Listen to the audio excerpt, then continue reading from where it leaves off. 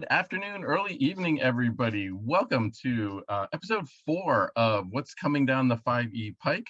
Hey, everybody. I am your host, Chris Doyle, the 5e development director of development at Goodman Games. Very excited to be coming back with you with another episode here. We'll call this like the pre-Gen Con episode. Gen Con is next week. If anybody is coming out to Indianapolis, I strongly encourage you check out. I was just talking, back in the green room with Mike and Elena on how we are all in on Gen Con. We are, we've got a wizard van, we've got a ziggurat, we've obviously got our booth, a secondary booth, we've got our tournament going on. So so much seminars, so much to see and do at Gen Con, Goodman Games related. So if you guys are there, just swing by the booth, come say hi. We'd love to hang with you guys for a little bit as Goodman Games makes their triumphant return to Indianapolis and Gen Con. So for folks who are not familiar with this show, so I'm going to first talk about a couple of projects. First, I'm going to talk about one of the books that's been out for a little while. And then I'm going to talk about our 2 Gen Con releases. So we're going to dive into that a little bit, and I'm going to show off some artwork and some interior pieces. And in the second half of our show, we're going to take a little bit of a pause, and then we're going to bring on Mike Curtis, who needs no introduction. Almost everybody knows who Mike Curtis is and around these parts. We are going to talk about a couple of 5e projects that Mike has actually worked on. First, we're going to do kind of like a general interview with Mike, and we got some fun questions lined up. And then we're going to talk about a couple of really interesting projects that he's worked on from a 5e standpoint. So that's how the show's going to go. So you're just going to get me for the first 15 minutes or so. So let's jump right on into it. So the first thing we're going to talk about is 5th edition fantasy number 20, One Night in the Sinister Citadel. And Elena, if you can pop up the cover art for that, that would be awesome. So this was released a couple of weeks ago. This is by James Floyd Kelly. For those of you longtime 5e patrons of Goodman Games will recognize the name. James did several of our earlier within the 10s, I think, on the under the 10s of the FEF line. So he's back, and we're very excited. And this is a little bit of a different adventure than we normally do. This one's set in a city, so this is not really a dungeon crawl per se. I would say it's well, first of all, it's for second level characters, so it's lower level, so it's pretty good. I would say it's good for an introductory to new players, not necessarily for new game masters though, because this is an event-based adventure. So you do get a map. There's some areas to explore in that, but for the most part, this adventure is it's more an event's going to happen, and then what are the heroes going to do. And awesome. So we're showing you some of the maps right here. It's set in an auction house that used to formerly be a citadel, kind of on the other side of the railroad tracks of a city. And of course, the PCs are hired for a simple security job overnight. There's a bunch of expensive antiquities that are brought into the auction house that are going to be auctioned off the next day. And of course, the PCs just need to make sure nothing bad happens overnight. And what possibly bad could happen in an old citadel on the wrong side of town? Let me tell you, lots of bad is going to happen, which is going to be very entertaining. Between constructs animating, the local thieves guild kind of breaking in and trying to do a heist, it's got a lot of fun there. Yeah, nothing bad ever happens on city-based adventures. So this one, like I said, has been out for a little while. Hopefully you guys check it out. We have a couple, I think we have a few more pieces of the interior if Elena wants to pop those up, number 4, number 5. And like I said, a lot of fun, low level. So this is really good. So, if you're an introductory game master, hold off. This might not be in your wheelhouse, but if you're an introductory player, I think you'll really like it. And another nice thing about this one is it's very playable in one session. I would say 1 3 to 4 hour session, and you can probably get this one played, which is unlike most of our other 5e adventures. And trust me, guys, I've been going to some game stores recently. And that's one of the things that people have been giving us some not pushback, but some feedback on, constructive feedback about how they want adventures that are a little bit more playable in one sitting. That definitely suits game stores a little bit better. So that's something we're looking into. So stay tuned on that coming down the pike. I forgot to mention early on. Yep, hello from Indiana. Love it. Yes, hopefully you're going to be at Gen Con. Is that Saluhu? I can't pronounce that. Salujo? Yeah, Sully Joe? Yeah, anyway. So welcome one and all. If you guys have any questions on the 5e product line, drop them in the chat, and I will try to keep up with those. But now we're going to move on. We're going to announce some of our Gen Con releases. So very excited. We have 2 5e Gen Con releases. Fingers very, very, very crossed. My toes are crossed that they're going to actually make it to Indianapolis and be there. We're close, but as you guys know, there are so many issues in the world right now with supply chain and our printers. We sent everything off to the printer months ago. Trust me, months ago. And we are still like, there's still some things that go wrong. Hopefully, FedEx doesn't have a bad day. Let's put it that way next week in the Indianapolis area. But anyway, so we're really excited that these 2 things are going to be here. The first thing I want to talk about is FEF 21. That is called The Cursed Crones of the Enchanted Grove. And if Elena can pop up the cover art on that. This is an adventure designed for first level characters, and it's designed by William Fisher. Now, William is one of our 5e editors, and he pitched a couple of adventure scenarios to me, and I actually liked what I saw, and I was like, hey, yeah, if you want to take a break from your editing duties and write one of these, go for it. And he did, and I'm going to be honest with you guys, he really knocked it out of the park with this one. This is a great, it's first level characters, it's a great introductory level adventure. There is, it's challenging. It's, basically you're in a wilderness town, and you wake up in the morning and there's a stone giant that's asleep in the middle of the town, and the town's getting ready for their harvest festival, and the giant's like literally in the way, and they're having trouble moving him, and they can't wake him up. He's been cursed to slumber. There's a nearby enchanted forest. So the town mayor sends you off into the forest to figure out what's going on. And the beautiful thing about this is so not railroady, folks. You have a couple of different locations you can go to. You can go visit them in whatever order you want. It does not matter. It's such a tight adventure design that you can jump around to different places.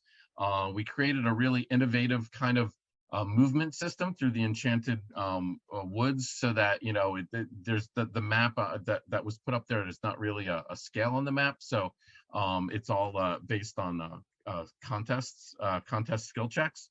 So it's kind of neat. And what I really love about this adventure is there are so many ways to avoid conflict in it. You can just go in and roll initiative and beat things up, but that's probably not going to work out with first level characters. There are lots of opportunities to really level the playing field and work around lots of social interaction opportunities here, and the plot's really cool, and it involves hags. You saw the one on the screen on the cover, and not only that, you get a chance to face a hag. Your first level characters, you get to face at least one hag at the end of the adventure, and we've done some really creative things to kind of balance that potential combat out, because that combat might go off the rails kind of really quickly.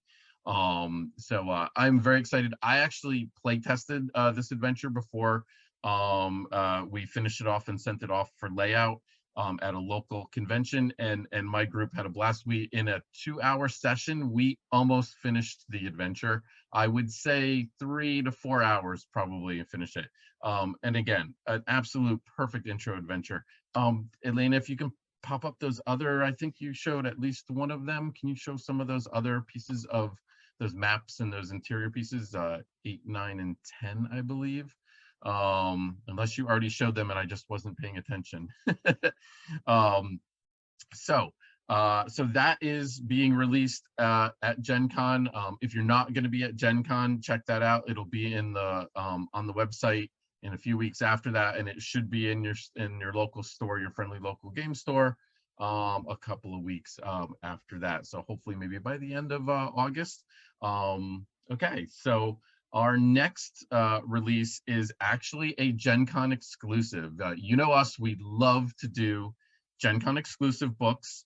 So no excuse here. We're back. We're back at Gen Con full force. So we're going all in here. So we got something really special for you guys this time. So we took one of our beloved classic third edition. I think it was actually third edition, not 3.5 adventures, The Sunless Garden by Brendan LaSalle. I think a few of you folks know who Brendan LaSalle is. And there's the cover. That's the Gen Con exclusive cover. So that is the original Errol Otis artwork, and then we basically have the 5th edition fantasy trade dress on there and a different color. If you guys remember the original module, it was black, which looked really cool, so we went with a kind of a mid blue there. So what we did here is we converted this classic beloved 3rd edition module to 5th edition. The conversion was done by Mihailo Tesik. I think I'm saying his last name right. He always barks at me when I say his name is Tesik, so I believe it's Tesik. He knocked it out of the park. And interestingly, I almost forgot to mention, so not only do we have a 5th edition conversion of this adventure, but we also have a DCC RPG edition as well. And Mihailo actually did the conversions for both of them. So he was familiar with the original. He'd run it a couple of times, I believe, as a game master. And when I approached him to do the conversion work, he was so excited to do this, and he did a great job. So for those of you who are not familiar with the classic, that's fine, because now we have it in two new rule sessions, so you can experience it for the first time. A mysterious meteor falls from the sky, lands, and basically its radiation kind of poisons the local fauna and flora, including a treant, and turns the treant into an evil treant. And then he has his dark garden full of mutated plant creatures and whatnot. So it is a classic dungeon crawl, but it's really kind of turned on its head quite a bit, because you're going to run into a fair amount of critters you're probably not familiar with, or you might think you're familiar with, but you're not. And it's a sprawling several level. There's a giant underground cavern, and then there's a bunch of different sub levels to go off of that. If we can show off some of those interior pieces, some of the maps, that would be numbers 12, 13, and 14, Elena. That would be great. It's fascinating. And for those of you who are familiar with our other thin modules, they're usually about 16 to 20 pages long. This one clocks in at 38 pages. So those older 3rd edition modules were a little bit longer. So you're going to get basically about twice the amount. This is definitely not one sitting. This is probably going to be 3 to 4 sessions probably to finish this up for the 5e version. Yes, that was DCC number 10. And yes, the Dragon Soul, the Dragon Cult Saga Adventures, that was a box set. And yeah, maybe if this is received really well at Gen Con, you know, maybe we'll dive into some of those. You know, obviously we did Crypt of the Devil Lich last year. Maybe this is something that we're going to do a little bit more, but we're really excited to be able to bring this one back. And when we were talking about this one back in January, we were like, you know what, this would be perfect to have as a Gen Con exclusive, because you know, that's where we kind of got our start from back in the original, believe it or not, was published in 2004. So that's 18 years ago. Keep in mind, Goodman Games was only around for about 2 years back then. So so really super excited about that. And where that's going to bring us. So and we have a different cover, obviously, for the DCC version. So it's going to be great. So really looking forward to it. Okay, so that's the 3 projects I wanted to talk about for the beginning here. We are going to take a quick pause, I believe, and then we're going to jump right back, and we're going to have our special guest Mike Curtis with us. So hang in with us, folks. All right, and we are back. Yeah, that's Captain Pike swearing away and everything. Love it. My special guest to my virtual right or left, whichever it is everybody who knows him, Mike Curtis. Mike, how are you doing on this wonderful day? I am doing very well. It's, if it not as well as if it was Friday, and definitely not as well as if I was on a plane safely arrived in Indianapolis on Monday. But I'll take what I can get at this point. So Well, that sounds good. Thank you so much for taking time out of your busy schedule to, literally days before Gen Con and all that. We were talking earlier about just how, well, we're just putting out fires nonstop here with all the craziness going on before Gen Con. Gen Con, like I said, folks, we are all in on Gen Con. We have so many things going on at Gen Con. It's just crazy. We don't even have our final schedule set yet. There's just too many moving parts right now. So but we're good. We're all going to be getting there early. By the time you guys see us on Thursday morning, it'll be calm, cool, and collected. Everything, there'll be no disasters or whatsoever. Sound like a man who's never been to Gen Con before. Well, it's been a few years, so come on. How bad could it possibly be?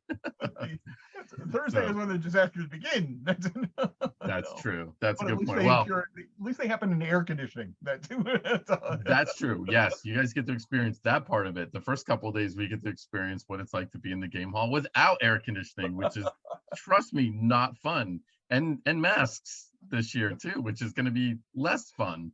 Yep. So anyway. But we could commiserate about Gen Con all we want, but let's get down to that. I've got a bunch of cool questions for Mike here. We're gonna talk some just basically some background stuff, and I got some fun things I want to ask him. And then we're gonna talk about a couple of projects that Mike's worked on, mostly from the 5e side, but also obviously from the DCC perspective as well. So first of all, Mike, for those who might not know, I can't imagine who it is, but just in case they don't, what is it that you do for Goodman Games? All right. So these days, I am the director of product development for the Dungeon Crawl Classics line and all the ancillary, things that fall under that, MCC, X-Crawl, all the rest of that stuff, everything. So that was after basically being a writer, strictly a writer and designer for Goodman for many, many years. I'm just next month. No. Early September will mark 1 year on this job. So yeah. So nice. Where the time went? It's been a maelstrom of chaos. And just trying to I was thinking about it as like the big printing presses they have like for the newspapers, of like they shut those down, it takes them forever to get up and running again and everything. I feel like the presses are almost running back up to speed after being shut down for 2 years. So nice. Yeah. So that's it. So as I spend, half of my day is spent writing and doing design stuff, and the other half, as Chris well knows, it involves everything else underneath the sun. Only half? Only half and half? I keep telling myself, because I'm trying to manifest my own reality. So, or at least hoodwink myself. Cool. So obviously this is a 5e show, so we got to put a 5e spin on this. So specifically, what 5e products have you contributed to Goodman Games in the last couple of years? Well, something that I am always very proud to say is that I, along with Chris, wrote the first 2 unofficial third-party releases for the 5th edition Dungeons and Dragons, and we released it at Gen Con the same year that 5e dropped, like literally like the same day. I think they dropped it, and you could buy Glitter Doom, and was it the Fae Sisters Fate? Was Fae Sisters Fate? Yep. You could buy them at the Goodman booth. Nobody else had adventures for sale in the room, not Nope. even Wizards. So Nope. yeah, so we kind of quoted the market on that. Mike Merles came by to pick them up, and I said, he stopped by, like, are you here to buy these adventures, or are you here to sue us? So yeah, he didn't have any dudes with suits with him, so it was good. It was just all people with gamer t-shirts, so we thought we were in pretty good shape there. So awesome. So that started the things. I did that, and then of course I did number 4, which was Warlock, and then the Ore line came out, and I got to play in that sandbox for a while. So yes, that was of course number 3 was Barrier Peaks, and number 5 was Castle Amber. That was that is correct. Yeah. Okay. So no stranger, folks, to the 5e line here. Mike's done it. He's kind of run the gamut here, and he's kind of done a bunch of different things. And that's great. And you're gonna hear about a couple of current things that he's working on with us as well. So let's dive down. Let's crack the shell of the nut that is Michael Curtis here. So when, and hopefully you can kind of put your fingers, when did you start tabletop role playing? Do you remember the year, the day, the hour? Christmas break, 1980.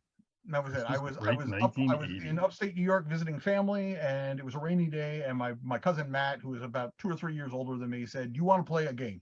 And that began as what I tell people when they ask how they get involved in this business. I say a series of poor life choices. That's it. So, yeah, so I got started with the home. My first game was with the Holmes basic set, but the first set I actually owned was the Moldvay basic set. That's I go back. I started in 80, but actually got my first book in 81. Okay, yeah, so that was me. I think I probably played my first game in 80, but I got my first set in 81, and it was the Moldvay set and everything. So that's funny. I probably played, I don't remember. It wasn't over Christmas break, so it was probably sometime in that fall, because a new kid transferred to our school, and he's the one who brought the game with him. So we started it, it started going around September, October, November kind of thing. But I didn't actually get my own set and start playing until February. So you beat me by a couple of months there. But it is fascinating to hear that we start right around that same time, right in that same window, that the 80, 81. Just absolutely crazy. And then just for some reason we never stopped. Well, that's not 100% true.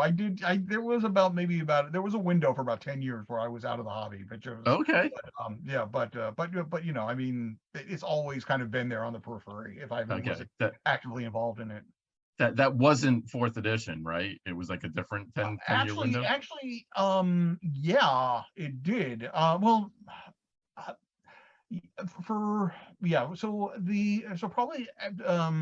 So probably from about 2002, about, or somewhere around there, to maybe like 2001 to about 2008, 2009. So so the tail end of from like the start of 3.0. Yeah. And I guess 4th edition had launched at that point, because I remember the 4th edition starter set being around, because that's what they redid the Menser box. Yes. They had all that art and everything. I remember I was back in the hobby by then. Yep. But yeah, so it was just life had taken over and everything, and I wasn't involved with it. And in fact, when I got back into gaming, because I got back into it, 3.5 was like that was the edition at that point. And I picked up all the books, and I was looking at this, and I was like, this is far more complicated than I remember. Yeah. And I tried to see if there was any way to kind of like back engineer 3.5 into like 2nd edition, which was like the last edition I played. And that involved me going online and doing searches, and that led me to 2nd edition, which led me to the old school Renaissance, which led me back into the hobby, and back to basic D&D and all the rest of that stuff. So yeah. Cool. Wow, that's a fascinating journey. I love it. On a similar topic, what is your favorite non D&D tabletop role playing game? Well, I mean, I am contractually obligated, of course, to say Dungeon Crawl Classics. I mean, yes, that is true. But imagine a time before Dungeon Crawl Classics dropped. Like, what would have been? Did you dabble with other games, or were you just strictly D&D? Yeah, I mean, I'm growing up in the 80s. I mean, you were a TSR fanboy. Especially that was basically the easiest stuff to get. It wasn't until much later that I got exposed to things like Traveler and Champions and all the rest of that stuff. But I mean, TSR, like my local hobby store, had all the TSR titles. So I played through all that. But I after how many years of it? So 80s. So are we 40? No, we're Close not. to. No, we're not. No. All right. After more than 40 years, with minus that period I took off in the hobby, I Call of Cthulhu is one of those games which I always keep coming back to. I mean, it's one of the perfect games. I mean, the fact that it went for 20, 30 years before they even had to really change anything to any big extent. so you know, I always go back to Call of Cthulhu. I think the pendulum is kind of swinging that way right now. To you know, and because the other one, I've been running the One Ring for the last basically 5 years, Okay. and that has just the right mixture of excellent game mechanics that are really really evocative. And as we'll probably talk about, I am a big fan of game mechanics that actually do a wonderful job of exemplifying the game the source material. Yeah. So and there's just enough like new school and just enough like old school stuff in there that it really Hmm. really caught my attention. And you know, my home group, we just, you know, and they're not huge Tolkien fans, but they just really love the system. And luckily, I know enough that you know I can make the setting come alive to them. So Oh, wow, that's awesome. That's great. Fascinating. Um, what was your favorite classic TSR module? If there was that one go-to module where you're just like, that's the one. well, there's not though, because it depends on what day of the week it is. It's like Okay. we've spoken about this before, and it's either going to be, depending on what mood I'm in, it's either going to be Dwellers of the Forbidden City. And actually, Okay. it depends on how much work I feel like doing. Because if it's Dwellers of the Forbidden City, that's an entire campaign Yep. in one, you know, in one skinny module. And if I just feel like just having fun, it's I'm very lucky to say it's Castle Amber, though, Yep. which I had the joy of being able to convert over to 5e. And so yeah, so it's either Castle Amber or Okay. Dwellers of the Forbidden City, or theoretically the Castle Amber Ravenloft mashup, which I will one day run. Oh my gosh. Wow. That's So okay. That yeah. sounds I would say exciting. I'm not sure that's the word I would use. So You know what? It's here. just it's one of those things, especially after doing the conversion for the ore and adding new stuff and everything. I was like, once you, I mean, not to spoil it anything if nobody's familiar with it, but there's a certain point where you go somewhere else, and you know that you could easily, you know, like you go someplace that literally Ravenloft could be like right next door, like just on the other side of the river from there, you know. So I Yeah. mean, it's like you know, I mean, it all works. You just put some of the tchotchkes that you're after, you throw it over in, you know, Strahd's place, and then you have to, you know, go over there and deal with that and go get whatever. And, you know, I think it worked That's perfectly, you know. yeah. That's I'd be down with that. That would be awesome. Come to think of it, that would really be kind of cool. Yeah. So, all right. So, do you have a favorite non-TSR adventure, maybe from Call of Cthulhu or something that Um, again kind of comes back to you, or maybe the One Ring? well, I mean, I've always said, like, for Call of Cthulhu, like the Haunted House, which is what I call the Keep on the Borderlands of Call of Cthulhu, because Hmm. it was the one that everybody played. It was in like every edition of it up to I think maybe about like the fifth or something like that. It was just Hmm. it's one of those things that it sums up what Call of Cthulhu is about, and like the entire, it breaks down to like perfect adventure you know, like investigation construction, and like, you know, there's weirdness and there's spookiness and there's investigation, and you know, there's a big climax at the end of it. And you know, it's only maybe 8 pages long or whatever. So I think it's a wonderful example of game design. And so that's always been a favorite of mine. And let me see that. I'm trying to think if there's anything else like non-TSR at the moment, which is kind of, I mean, it's one of those things that's like, you know, like how much does Judges Guild, you know, Yeah. overwhelm? You Well, know, I mean, it's just yeah, like, you know, the that counts. DNA. Yeah. Yeah.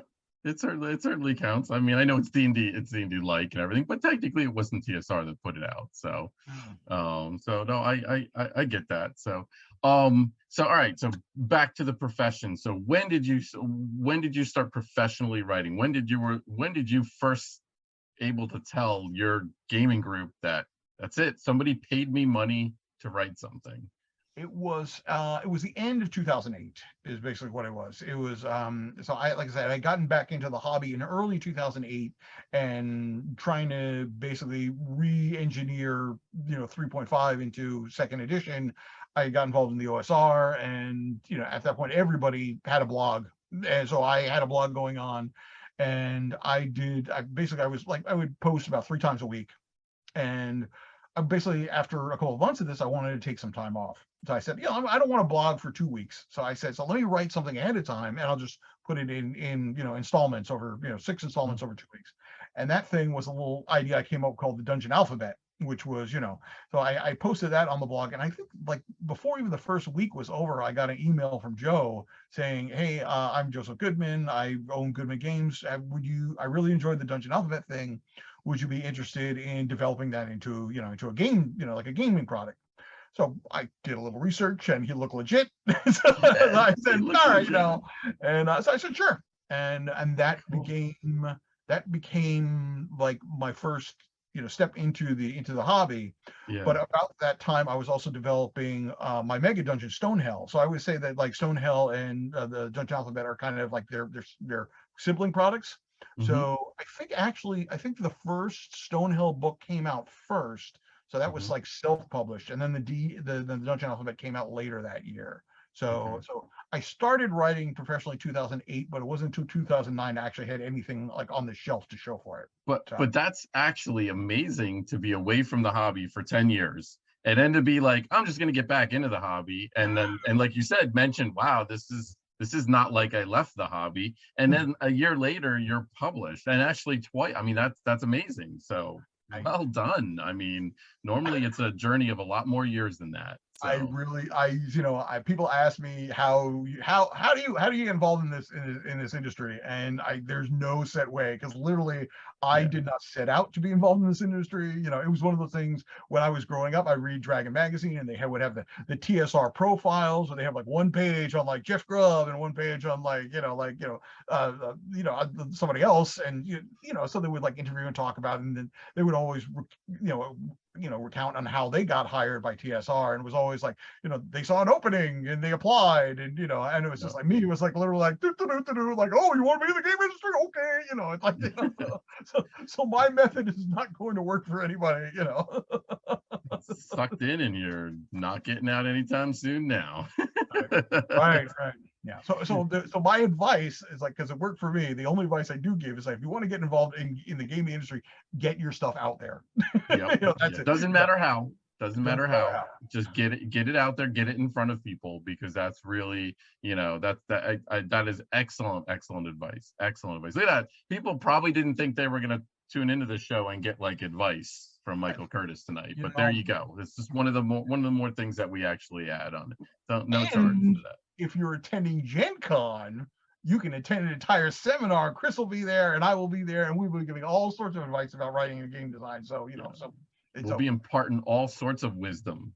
Every, so, So excellent. So all right. So I want to talk to you about your Appendix N background, because you are, I mean, I kind of consider you to be the kind of Joe is the Appendix N walking library, but you're probably right there too. So tell me a little bit about how familiar you are with the Appendix N authors, and also like what your favorite Appendix N author is, who your favorite well, author is.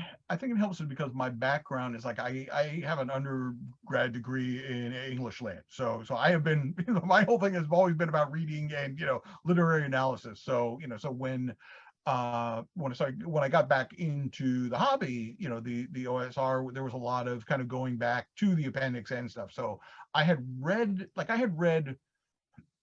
one of the downfalls of growing up in the 80s, besides the fact is that you don't get a cool, Netflix show, based on you, is that, you were very limited to what you were able to get your hands on to read. So, Yeah. there was no Amazon, interlibrary loan. Like if you were lucky, maybe you get something. So you got what what you could lay your hands on. So there were a lot of the appendix, and you just could not find in the mid 80s. If you, I mean, I literally have the appendix and list hanging up over my desk, and most of those names you couldn't find Lee Brackett in 1986, if you were in middle school or anything. So I did a lot of the reading later, kind of after I got back into the hobby. I read Tolkien. I don't even know if I read Moorcock. I had read some of Lovecraft's, some of like the stuff that he wrote for other people, basically, like like The Mound, and the transcript of Alonso Typer and all the rest of that. So I hadn't even read like true Lovecraft at this point. But so when I got back to in the OSR, that's when I started hearing about Poul Anderson, Three Hearts and Three Lions and The Broken Sword, and those were the stuff that involved Gary. That like got Gary inspired to write, when he was working on D&D. So I said, let's check these out. So that was my first kind of like introduction with that, and then I guess I've always enjoyed reading. It's like so. I mean, so it's a no, it's not a big not a big deal to just kind of slowly work my way through that. So that's so I am well read. I have not read everything that is on Appendix N. Some of the stuff is just either for example, I don't know if Frederick Brown is ever going to be one of my favorite writers. Some of his stuff is very dry. But I mean, there's a lot of the writers are they are have been overlooked for a long time, and I'm glad that kind of everything that's going on with the OSR and with especially with Dungeon Crawl Classics is kind of shedding light back on these authors and saying you should check them out, especially since they're really easy to get your hands on like Kindle nowadays. So, very true. Yeah, very true. so So excellent. All right. So tell us about a little adventure that you had visiting I believe it's Fritz Leiber collection or his collection of notes. So tell our viewers about that. And folks, there's a reason why I'm setting you all up with all this background with Mike. We'll get to it. I promise. So then we're gonna have some fun first though, but go on. So I had read Leiber in 1988, which was like one of the I read The Knight and Name of Swords, which was the last of the Fafhrd and Grey Mouser collections before he passed away, and I think in 92. And I had heard about Fafhrd and the Grey Mouser because of Deities and Demigods back in the day. They were all written up in there, and that was my introduction to Leiber. And I was like, I don't know what this is. I can't find any of these stories to read them, but this looks awesome and amazing. And so I read in 88, I read the final collection, which are not his best stories. But then when I was in college, my college library had the entire run in the college library. And I said, let me read these. So I literally read the first one, and I went back the next day and got the next one, and I read them over like the course of a week. And it just completely changed the way I look at Dungeons and Dragons. Because I come from the 80s, like the whole Dragonlance high fantasy thing, Fafhrd and Grey Mouser, the very what I call blue collar heroes.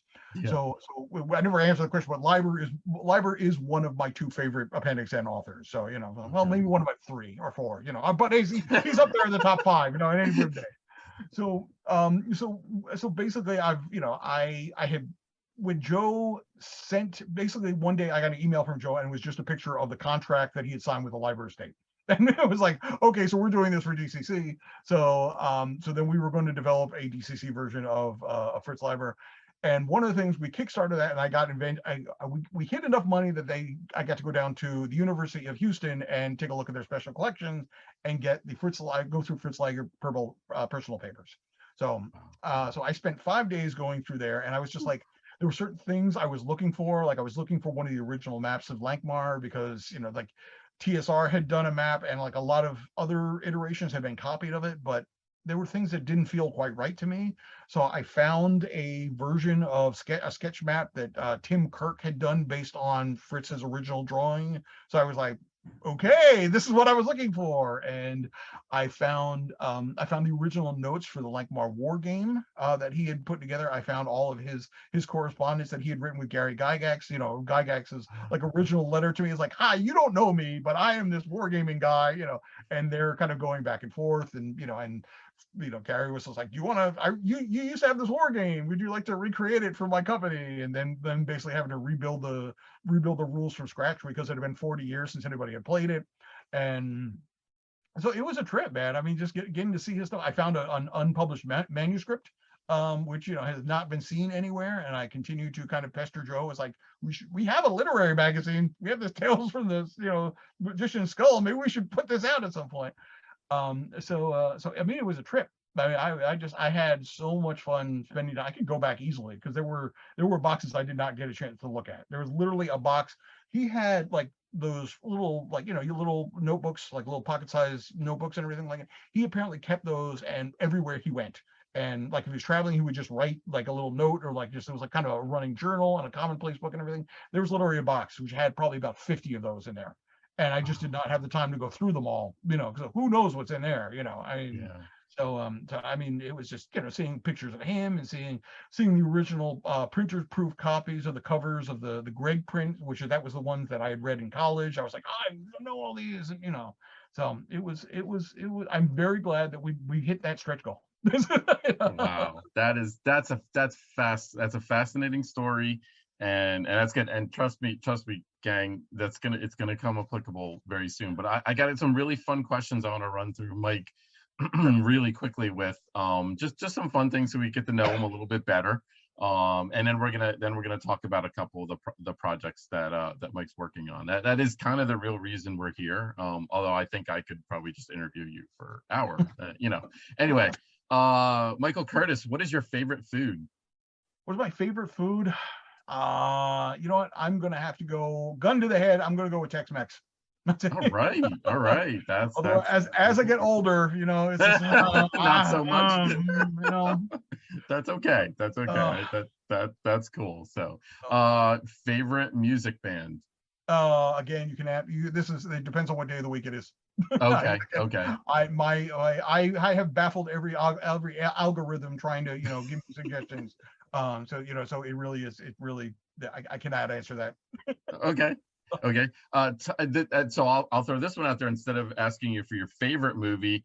Top 3 movies, because I know movies are so different with genres and whatnot. Top 3 movies. I'm going to go with horror. I'm going to go with The Haunting, the original Haunting, because that is the scariest horror movie where absolutely nothing happens.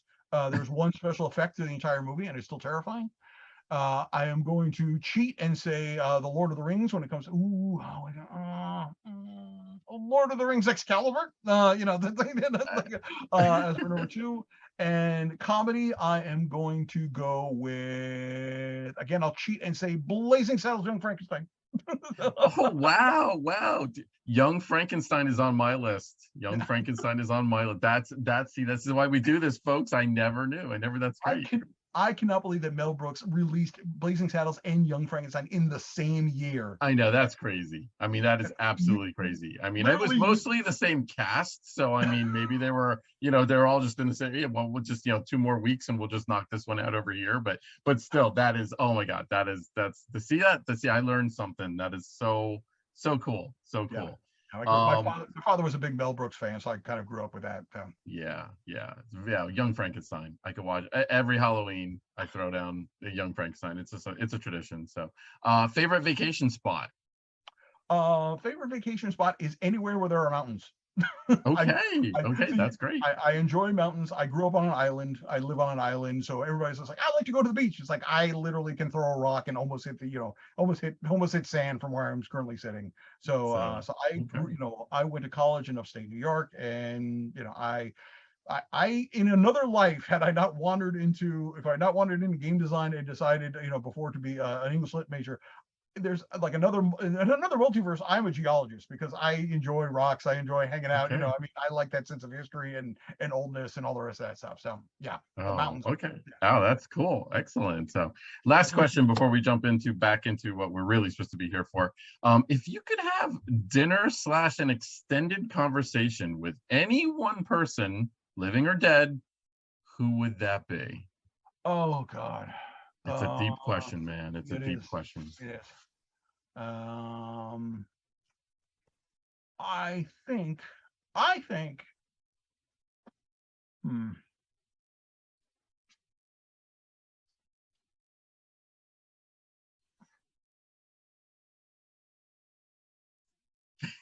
Oh, I don't know. This is it's one of those things. There's again. What I'm going to say? I'll say Tolkien. I'll say hang out with Tolkien. Okay.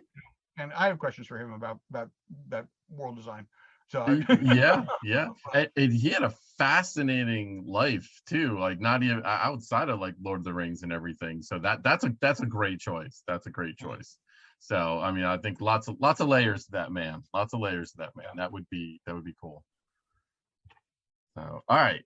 So we're back to it. So a couple of projects that you have worked on for us on the 5e side. So I announced on our last show that we have a book called Monsters and Magic of Lankhmar coming out. And if Elena wants to pull up the cover art for that, we actually don't have the cover mock done yet, but we do have the artwork, which is amazing. I love that artwork. It just the color palette and everything on that, it just feels like it feels warm, and yet the smile is like his smile is just perfect con man. I mean, it's just like perfect. It's like, yeah, everything's great here, no problem. Anyway, so we've decided that we have all these different worlds that we get to play in, Lankhmar being one of them. And we often have just crunchy bits, essentially, of things that we have that either for whatever reason don't make it into books, or just they don't necessarily have a home, but are really cool and are perfect that you can take if you're using this setting already. Here's even more crunchy bits and fun stuff to play around with. So that's what Monsters and Magic of Lankhmar is. It's coming to Indiegogo very soon. If there's this little thing called Gen Con not happening, it would probably be on it right now. But kind of all of our plans have kind of gone on hold for that. So tell us a little bit give us a little bit of sneak peek. Feel free to reveal some spoilers or whatever.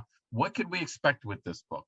So well, after spending about 5 years, turning fiddling around with the mechanics of DCC Lankhmar, DCC RPG, so it could become DCC Lankhmar, we realized is that it was that I said, okay, we're not quite ready to start doing that with 5e at this point, because it took us 5 years to do it with a really easy to monkey with system, that which literally has appendix in its bones. It's going to take us a little longer to do that with 5e.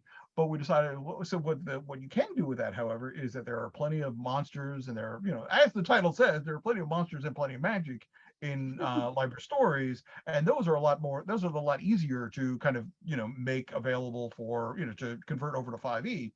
So we said, okay, this is the perfect way to give, it's, for some reason I get the impression that monster books are popular amongst gamers. I don't know where I got that from or anything, but yeah. It made perfect sense. It's like, let's just kind of like pull some of the monsters out of the stories, and we'll write them up for 5e. And this way, if you want to start playing around with Nawan and Lankhmar and everything, this is kind of your gateway drug for it. Is you start, or you start throwing, whether you want to actually set your 5e game in the city of Lankhmar, or if you just want to kind of draw inspiration from that, this book is kind of designed to do that. So I think we got probably more than 20 monsters from the actual stories. And one thing about libraries is that they're very kind of human centric. It's more often than not Fat from the Great Mountains are fighting other people, but there is kind of like the weirdness and other monsters and magical constructs and all the rest of that stuff. So we did have plenty of stuff we could draw upon. So we converted that over, and we got everything from like snow snakes, big furry snakes, with warm blood, to like the gods of Lankhmar, who are basically like immortal mummy warlords who you never want to wake up. It's like they wake up to save the city, but you don't want them to wake up. It's like sometimes it's like maybe it's better if the city burns down rather than they wake up. So that's cool. So that was a lot of fun to kind of put together and do that.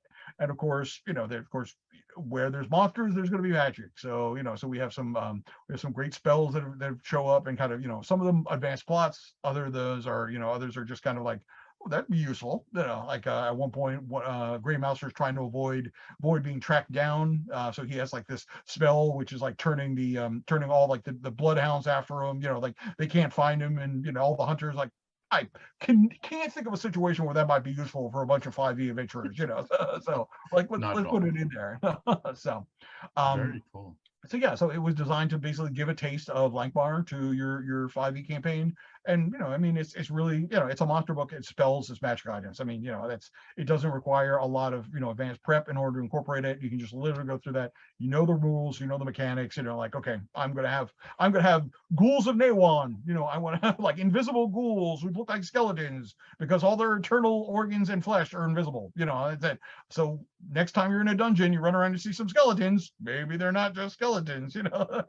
Oh, that's awesome. And folks, I can't think of a better person to put together a source book like this than Mike. I mean, you guys just heard he spent 5 days down at the archives, I think we call it, or the personal collection. It's the special collections. The special collection. I mean that's who you want writing this type of a book. And obviously your 5e, you obviously know DCC RPG. That's not a question.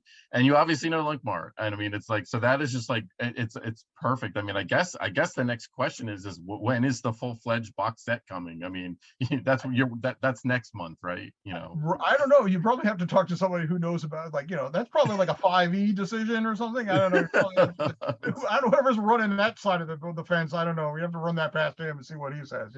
Yeah, and now all of a sudden my lack of appendix N knowledge gets exposed in a very bad way. So, oh, that's awesome. So very, very excited. So can you pick what's your favorite, let's say, monster out of the entire book? What's your favorite? I think the Newan ghouls are one of my favorites. I mean, just because there was I've loved them ever since the I don't know, but Janelle might have done the original drawing for them in the Deities and Demigods, but Okay. Janelle Jacques. But yeah, I mean, it's literally as a picture of like a skeleton holding like a broad-headed battle axe, and if you look very closely, you can see there's actually kind of like almost like dotted, like almost like an aura around them, where that's where their invisible flesh ends. Yeah. So they were, so I think they're my favorites because they're one of those things. It's like if you have played D&D, you're like, oh, they're just skeletons, and in Day One, they're not even undead. They're called ghouls because they're cannibals. That's it. They Okay. literally eat flesh. Yeah. Their whole thing is that their job is to purify muddy flesh by turning it invisible by eating it and digesting it. So I mean, Okay. so when the cleric just are like, don't worry, I will turn them. They're like, who is this idiot? It's like, here are the picture of the battle axe. So. Wow. Okay. Cool. That's awesome. I'm looking forward to that. So, all right. So we're gonna move on to our last kind of project that we're working on, and I know this is the one that people have been asking about. It's coming, guys. It's coming, folks. It's around the corner. We are talking about Dungeon Denizens. If Elena wants to pop up, we have not one, not two, but three. I'm going to call them kind of covers, but we're not really sure if they're going to be covers or slipcover art or what. And to be honest with you, we haven't really even decided which is going to be which yet, but we do have these. They are done. That's the first one by San Julian. I think, guys, most of the folks have seen that. There's the piece by Earl Otis, but you probably haven't seen the last one. And the last one, Elena, if you can linger on the last one, please. That one right there by David Griffith. So that is, we're going to be unveiling this one. I think we've unveiled it once before, but at Gen Con, a lot of folks are going to get to see this. So Dungeon Denizens is coming, folks. 500 monsters for 5e and DCC RPG. Mike, tell us a little bit about, I want to hear first about your 5e participation in this project, and then I want to hear about the DCC participation, because you've been invested in this one literally from day one. This is like a project I've been involved in 3 different game systems for, and this is one book, because this was the idea that, I guess you and Joe had originally come up with. And I had actually taken a sabbatical from Goodman at the time, because I had gotten I was working on a grant project at a local university, and I had been on that project for a month, and then COVID hit and everything shut down. And I was like, I could literally not work until the university reopened. And I said, you guys got anything for me to work on? And oh, do I? So he was just like, we're going to convert all of the monsters from the 3.0, 3.5 years over to 5e. You want to do that? And I said, I'll do some of that, because so I spent basically my entire waiting for university to reopen I just did the math. It was like 177 third edition monsters either converted or created for 5th edition. And so that's what I did, and I said, "Whoa, thank God that's done." That's like, and then there was some mention. It's like, well, there will be a DCC book version of this. I was like, well, I'm glad I'm not going to be the poor sucker who's got to put that thing together. And, and then Joe offered me a job, after I wrapped up the grant, and lo and behold, this thing was still going on. So at that point, most of the 5e stuff had been written and was going through editing. So then it was my job to put together the DCC conversion team and take all the 5e stuff and then convert it almost back into 3.5. But because DCC of course rolls on the D20 system, with changes. So So in retrospect, this was one of those things. It's like, you know, we had discussed this, like it probably would have been easy to do this independently, you know, like so Yeah, live and learn. the best laid plans. If we would have known 2 years ago what we Yeah, know now, we would have done things very differently. This is how you learn. Hey, we admit it. We're learning as we're doing this. very But much. that was basically the same thing too when I joined Goodman Games, which is going to be my 2 year anniversary next week, actually. Which again, Ooh. I cannot believe how time flies. By the Mm. way, that the monster book was kind of that was the first thing I worked on when I came through the door. It was like, okay, you're in monsters, and it was just like monsters every day for months, literally. You know, as far as the design part goes and everything, then the wrangling of the additional writers and everything. So because this was the project where we did the open call for our stable of 5e writers, and this was the first project they got. So so we basically used monsters as kind of like the training wheels, if you will, to figure out which people we're gonna make it and not make it.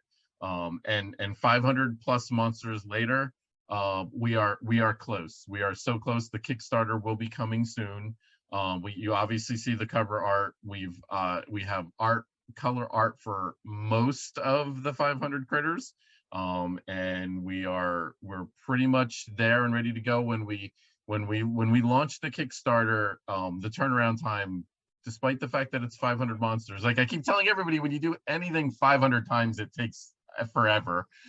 Even if you do a test, it takes 5 minutes. Do that 500 times and then add up how much time that takes. So artwork, layout, you know, proofing, Lay out twice. twice, and then do it all twice, because that's just the way it is. So everybody's been asking, is like, what is taking so long? Again, 500 of doing something and then do it twice. And then, like you said, there were probably some efficiencies there that we probably could have utilized that we didn't, because again, nobody knew the pandemic was coming. And it was one of those things when Mike's just like, I need something to do, and Joe's like, we weren't ready to do this, but we were like, but Mike was ready. So it's like, and the world was ready for Mike to be ready to do it. Not like I was going anywhere. You know? So we just jumped into it. So you know, so that's how we started. So very excited that you've played almost as probably more. I don't know. It's hard to say. We've both invested a lot in this book. When this book first comes out, you and I, this is going to be, you know, a proud moment for both of us, because we're going to be like, thank God it's over. But you know, until Joe says, you know, yeah, it's like, I've got a great idea for another one or something. So yeah, so that is, so again, everybody, I want to thank you. We're just about up at the hour, so this sounds like a good time. So lots going on in the 5e world, exciting stuff happening.